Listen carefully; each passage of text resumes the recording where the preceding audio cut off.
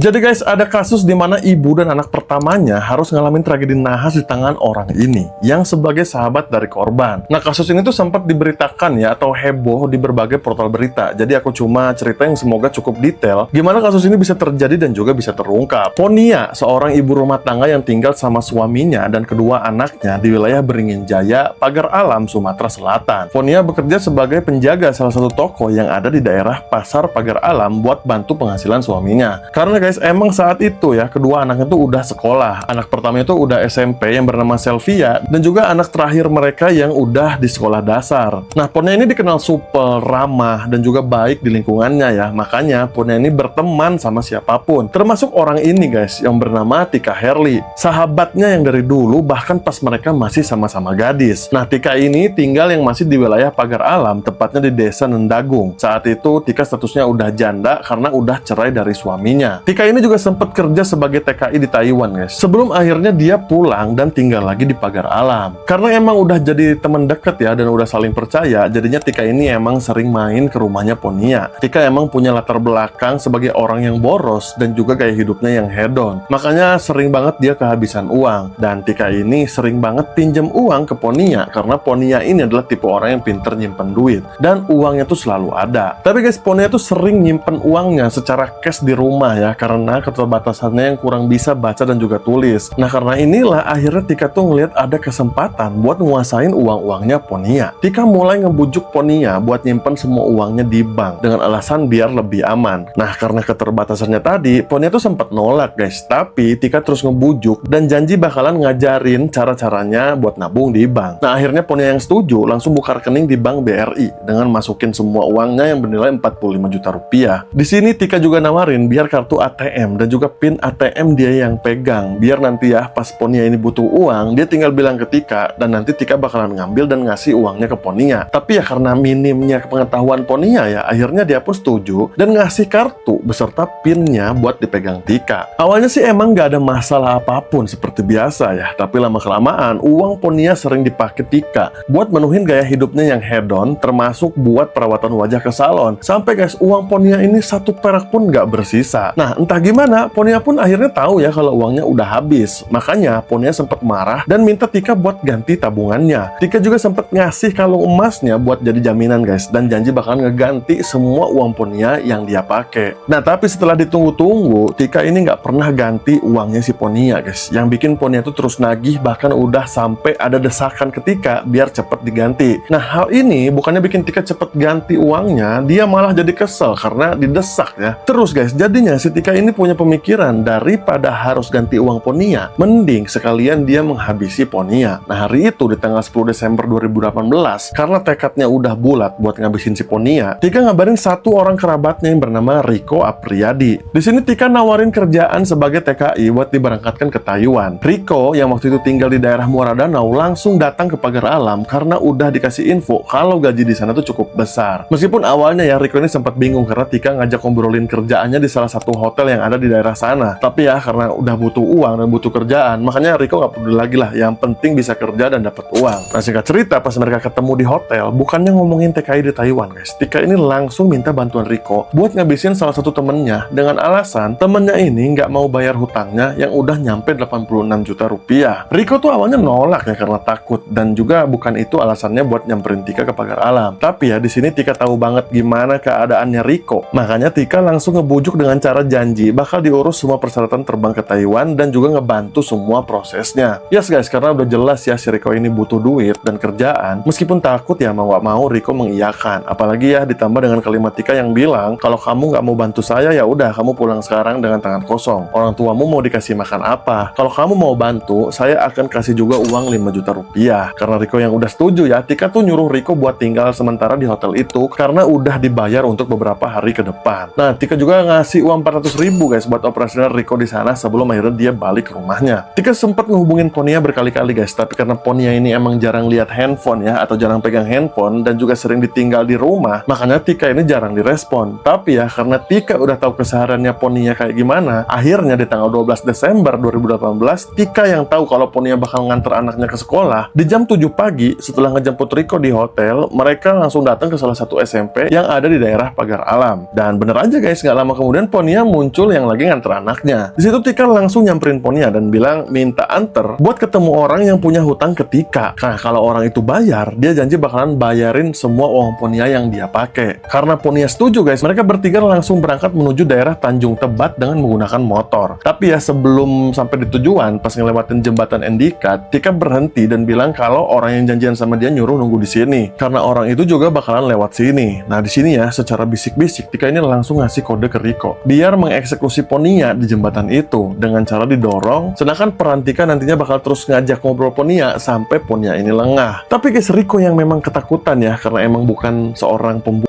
akhirnya ya ragu, ditambah masih banyak orang yang melintasi jembatan itu, yang akhirnya sempat bikin Tika ini kesel ya karena Riko tuh nggak kunjung ngelakuin atau mengeksekusi Ponia. Ditambah Ponia juga yang udah bawel lah guys dengan cara terus-menerus nanya di mana orangnya kok nggak datang-datang. Terus Ponia ini juga terus-terusan bilang kalau dia udah mau telat masuk kerja. Jadinya di situ Tika membatalkan rencananya dengan bilang ke Ponia kalau kita harus pulang aja karena orang yang mereka tunggu kabarnya nggak jelas. Tika tuh sempat marah ke Riko ya karena nggak jadi mengeksekusi Ponia. Nah, di sini Riko alasannya ya karena masih banyak orang katanya yang lewat. Makanya gara-gara itu Tika tuh berpikir kalau emang bakalan susah pakai cara yang tadi. Ditambah mereka juga kesananya pakai motor gitu. Jadinya Tika nawarin Riko buat melancarkan aksinya dengan menggunakan mobil. Tapi karena Riko yang nggak bisa nyetir, Tika langsung ngehubungin Jeffrey, salah satu keponakannya. Tika ini juga tahu ya Jeffrey ini sama kayak Riko, yang kondisi ekonominya lagi nggak baik-baik aja. Dengan cara nawarin kerjaan yaitu sebagai supir. Nah, Jeffrey yang tinggal sama omnya di Lahat langsung berangkat ke pagar alam yang berjarak 1 jam perjalanan dengan ekspektasinya yang bakalan kerja sebagai supir wisata karena guys ya di pagar alam itu dikenal dengan wilayah yang sering didatangi wisatawan. Nah, pas nyampe di hotel, Tika, Riko dan juga Jeffrey ketemu. Di sini Tika langsung minta bantuan ke Jeffrey buat ngabisin salah satu temennya. Di tengah muka Jeffrey yang masih kaget, Tika langsung jelasin lagi tuh ke Jeffrey kalau Jeffrey tuh nantinya cuma jadi supir aja karena eksekutornya adalah Riko. Tika juga janji bakalan bantu jadiin Jeffrey TKI ke Taiwan dengan gaji yang cukup besar dan uang cash 5 juta rupiah kalau Jeffrey setuju buat bantuin Tika. Nah, setelah dipikir-pikir ya ada uang yang cukup besar dan juga tugasnya cuma nyetir, Jeffrey pun setuju. Nah, di situ Tika nyuruh mereka berdua tinggal di hotel dan besok bersiap buat melancarkan aksinya. Sebelum pulang, Tika juga ngasih uang sebesar 250.000 buat pegangan mereka berdua di hotel tadi. Besoknya guys, di tanggal 15 Desember 2008 ya, Tika ke hotel buat jemput Jeffrey yang buat diajak pergi ke kota Lahat karena Tika tuh udah minjem mobil salah satu temennya yang ada di sana. Yang pastinya si pemilik mobil ini nggak dikasih tahu buat apa tujuan mereka minjem mobil. Setelah itu mereka jemput Riko di hotel dan keluar buat makan siang. Mereka juga sempat lewat toko si Ponia ya guys ya, dimana Tika ngasih tahu kalau di toko itulah orang yang punya hutang ke dia dan nggak mau bayar. Pas nyampe di hotel lagi, mereka langsung susun rencana guys, yaitu besok Ponia bakalan mereka jemput di toko tadi dan akan dieksekusi di dalam mobil. Setelah yakin dengan rencananya, Tika langsung pulang sedangkan Riko dan Jeffrey tinggal di hotel. Besoknya di tanggal 16 Desember 2018 ya, paginya Tika tuh langsung ke hotel buat nyamperin Jeffrey dan Riko yang udah siap. Mereka langsung datang ke tokonya Ponia. Tapi guys, di situ Ponia tuh lagi banyak kerjaan, lagi sibuk dan nyuruh Tika ini balik lagi di jam makan siang. Singkat cerita, di jam makan siang, akhirnya Tika ini udah balik lagi ke tokonya si Ponia. Tapi di situ lagi-lagi Ponia bilang kalau dia tuh nggak bisa kemana-mana karena emang hari itu lagi banyak kerjaan. Akhirnya guys, rencana mereka hari itu gagal. Nah, singkat cerita di tanggal 18 Desember 2018, pas mereka lagi briefing lagi buat ngerencanain aksinya, Riko yang emang masih takut sempat mutusin buat berhenti dan pulang. Tapi Tika lagi-lagi ya mengimingi gaji besar di Taiwan dan juga nakut-nakutin Riko betapa sulitnya jadi pengangguran. Nah, karena ini Riko guys yang padahal udah bener sama keputusannya akhirnya tergiur lagi. Barulah besoknya di tanggal 19 Desember 2018 Tika kepikiran rencana lain. Makanya sore itu mereka langsung datang buat jemput Ponia di rumahnya. Nah, di sini formasinya Tika dan Jeffrey pakai mobil sedangkan Riko naik motor ngikutin dari belakang. Di rumah Ponia, Tika langsung ngajak Ponia ke ATM buat ngeganti uang Ponia yang udah dia pakai. Tanpa curiga sedikit pun, Ponia akhirnya ikut dan ngajak anak pertamanya Sylvia buat nemenin dia ke ATM. Jadinya di mobil tuh Jeffrey nyetir,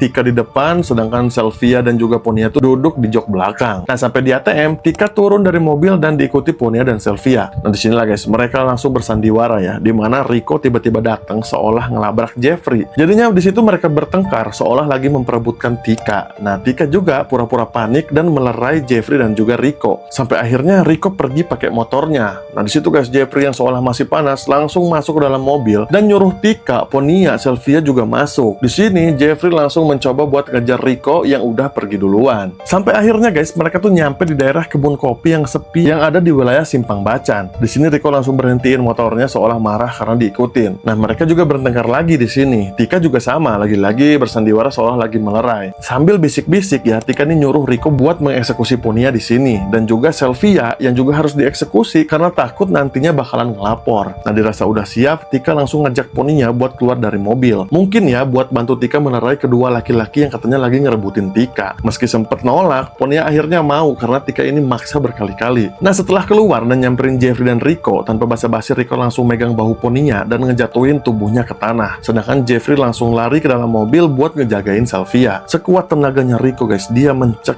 leher Ponia. Nah karena kekuatan Rico lebih besar, lebih kuat dari Ponia yang sempat ngelawan akhirnya lemes dan berhenti bergerak. Setelah itu ya, buat mastiin kalau Ponia ini udah nggak bernafas, Rico ini mukul dada dan juga perut Ponia pakai balok yang dia temuin di sana dan juga mencek lagi leher Ponia pakai ikat pinggangnya. Sylvia yang histeris ngeliat ibunya yang dieksekusi di depan mata langsung berontak dari penjagaan Jeffrey. Dia juga sempat lepas ya guys ya, membuka pintu mobil dan berlari menjauh. Tapi karena Jeffrey dan Rico emang bukan tandingan anak sekecil Sylvia, nggak butuh waktu lama Sylvia bisa dikejar dan ditangkap lagi. Di situ atas suruhannya Tika, Sylvia juga dieksekusi dengan cara yang sama. Pas udah beres guys semuanya, dengan terburu-buru mereka tuh langsung masukin tubuh mereka ke dalam mobil dengan cara ditumpuk dan pergi menuju jembatan Endika tadi. Nah pas situasi jembatan lagi sepi, Rico dan Jeffrey langsung membuang tubuh Ponia dan juga Sylvia ke sungai yang ada di bawah jembatan, sedangkan Tika ya cuma nunggu di mobil. Habis itu mereka langsung menuju ke lahat. Di sana mereka nyuci mobil dan sempat pergi ke pasar buat beli baju. Di salah satu rumah temen Tika yang ada di sana, mereka numpang mandi dan juga bersih-bersih, sedangkan baju yang mereka pakai langsung mereka bakar. Nah setelah itu mereka pulang ke hotel dan mulai nyusun rencana buat kabur. Di sisi lain guys, di rumah Ponia, suaminya yang baru pulang langsung nanyain ke anak bungsunya kemana ibu dan juga kakak. Anaknya ngejawab kalau mereka dijemput tante Tika pakai mobil dan motor karena ada laki-laki yang ngikutin mobil mereka pakai motor. Suaminya tuh emang tahu Tika guys karena emang sering datang ke rumah, tapi hari itu kerasa janggal karena nggak biasanya Tika itu datang atau ngejemput pakai mobil. Nah besoknya karena masih nggak ada kabar dan belum pulang, suami Ponia tuh langsung nyari di mana alamat rumah Tika. Pas rumahnya dan Tika udah ketemu, suaminya langsung nanya di mana Ponia dan Sylvia berada karena sampai hari itu belum pulang juga. Tika guys dengan santainya bilang kalau mereka tuh emang sempet ke ATM buat ngambil uang. Abis itu mereka berpisah. Ponia dan Sylvia tuh pergi pakai kendaraan umum. Suami Ponia juga sempet nanya siapa laki-laki yang ngikutin mereka pakai motor. Tapi ya dengan sinis Tika ini jawab ya nggak tahu. Mungkin aja itu orang lain yang posisinya emang lagi di belakang mobil pas anak bungsunya ngeliat. Nah di sini sebenarnya udah ada kecurigaan dari suaminya ya. Tapi karena nggak ada bukti, akhirnya suaminya tuh nggak bisa apa-apa selain datengin semua rumah dan juga keluarga buat mastiin keberadaan Ponia. Di sisi lain guys, di tanggal 24 Desember 2018, warga dihebohkan dengan penemuan jasad wanita yang ada di Sungai Lematang, Desa Kedaton yang udah masuk ke wilayah Kabupaten Lahat. Dimana ya awalnya mereka tuh menduga kalau itu tuh korban hanyut atau tenggelam. Karena nggak ada identitasnya, makanya tubuh itu langsung dibawa ke RSUD Lahat buat diotopsi dan juga diidentifikasi. 4 hari setelahnya, di Desa Lubuk Selo, lagi-lagi ditemukan mayat wanita yang hanyut dan langsung dibawa ke RSUD Lahat untuk diotopsi. Nah, karena dua temuan ini yang masih di aliran sungai yang sama, polisi menduga kalau ada hubungannya antara kedua jasad ini. Nah guys, di salah satu jasad itu masih menggunakan baju olahraga salah satu SMP di Pagar Alam. Makanya ya, kabar ini langsung nyebar ke sana. Tika yang denger kalau Ponia dan Sylvia udah ditemukan dan udah dilakukan penyelidikan pihak kepolisian, dia langsung panik guys. Tika langsung ke hotel buat nemuin Jeffrey dan juga Rico. Di situ mereka langsung packing dan pesen tiket pesawat buat pergi ke Jakarta, kabur sekaligus ngurus keberangkatan mereka buat jadi TKI di Taiwan. Nah, sedangkan suami Ponia yang juga udah dengar kabar ini dan dengar kalau salah satu jasad ditemukan dengan baju olahraga SMP yang anaknya sekolah di sana, jadinya langsung mendatangi RSUD Lahat buat ngecek. Pas nyampe di sana ya shock,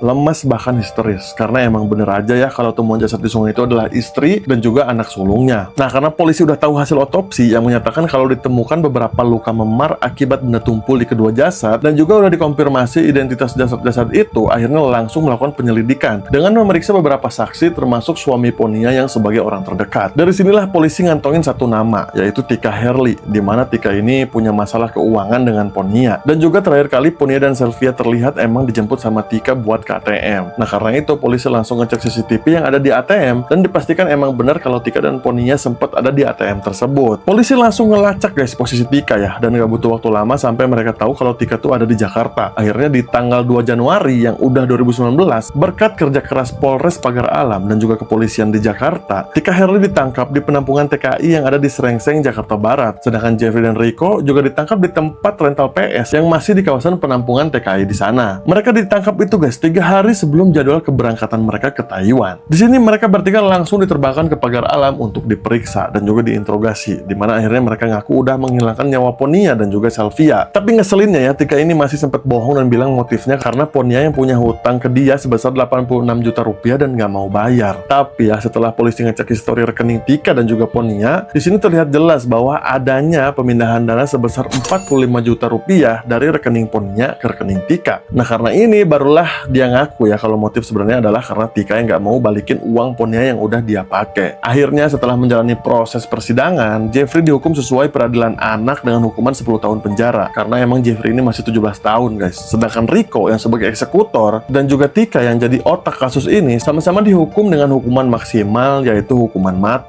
Nah, sampai video ini dibikin, belum ada kabar ya kalau Rico dan Tika udah ngejalani eksekusinya. Berarti mereka masih menjalani masa tahanan sambil nunggu saat eksekusi nanti tiba.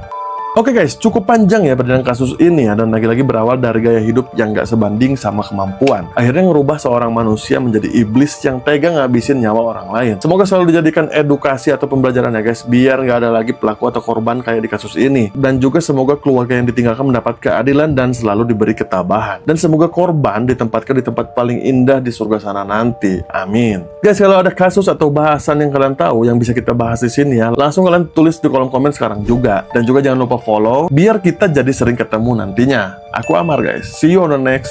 Ciao.